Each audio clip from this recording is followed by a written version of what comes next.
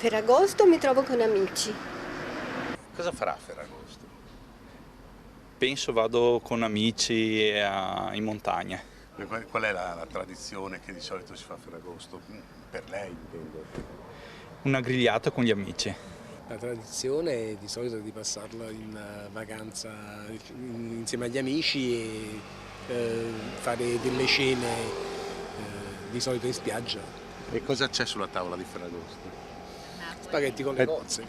Comunque sì, a base di pesce ovviamente, tutto spaghetti a vongole, frittura, cozze, l'impepeata di cozze tradizionale. A Ferragosto andrò a trovare un parente a Verona, che mangiamo insieme di solito. E cosa c'è sulla tavola di Ferragosto?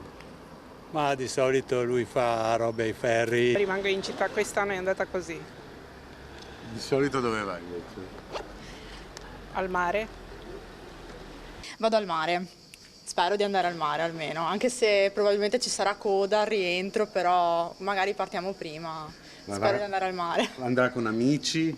Vado col mio ragazzo, sì Quindi, sì, con loro e ci sono anche degli amici poi lì che ci aspettano.